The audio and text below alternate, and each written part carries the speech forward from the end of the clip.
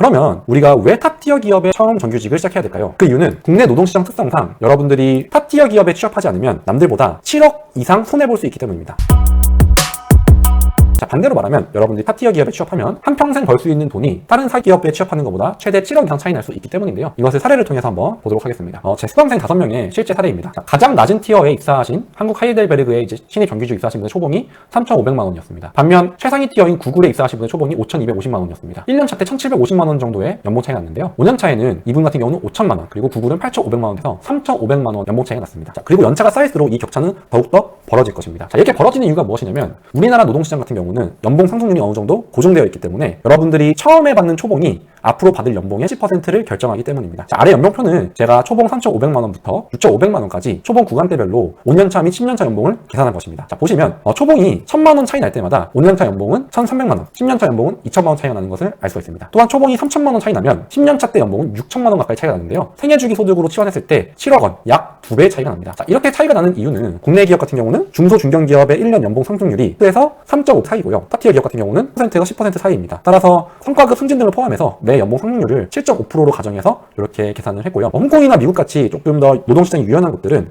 개개인의 인사고과를 평가해서 회사에 기여한 만큼 연봉을 올려줍니다. 그래서 저희 형님 같은 경우도 이제 홍콩에서 회계사를 하고 있는데 초봉 3,000만 원대에서 시작을 해서 5년차 때 거의 1억 가까이 찍었습니다. 그러면 1년치 연봉 상승률이 매해 10%에서 20% 이상이었던 건데요. 반면에 우리나라 같은 경우는 정말 엄청난 아웃라이어가 아닌 이상 대부분 3에서 10% 사이의 연봉 상승률을 보이고 있고, 그마저도 대기업 또는 탑티어 기업 이상만 5% 이상의 연봉 상승률을 보이고 중소 중견 기업 같은 경우는 3% 정도의 연봉 상승률을 보이고 있습니다. 따라서 여러분들이 만약에 사람, 자원, 문화가 모이는 서울 수도권을 거주 희망하신다면 높은 초봉을 받는 기업에 입사하는 것이 압도적으로 유리합니다. 그 이유는 집값 때문에 그런데요. 서울 수도권 지역 집값이, 수도권 같은 경우는 집값이 한 6억 정도, 그리고 서울 같은 경우는 한 10억 정도 합니다. 그래서 여러분들 연봉 3,500만 원으로 이제 시작을 하면 15년 동안 벌어도 8억 정도를 벌 수가 있고요. 초봉을 6,500만 원씩 하면 15억으로 시작할 수 있어서 물론 재테크 같은 걸 하겠지만 수도권이나 서울에 거주하려면 적어도 초봉 4천만 원 이상은 받아야 여러분들이 주택담보대출 갚으면서 또 재테크도 하면서 어느 정도 라이프 스타일을 누릴 수가 있습니다. 자, 그래서 여러분들이 탑티어 기업에 입사해야 되는 첫 번째 이유는 바로 연봉이고요. 탑티어 기업에 입사해야 되는 두 번째 이유는 이직 이슈가 있기 때문입니다. 이거는 우리나라 포함한 모든 노동시장에 만연한 내용인데, 보시면은 높은 티어 기업에서 시작해서 아래 티어로 이직하는 것은 매우 쉽습니다. 하지만 반대로 아래 티어에서 시작해서 높은 티어로 올라가는 것은 매우 어렵습니다. 따라서 여러분들이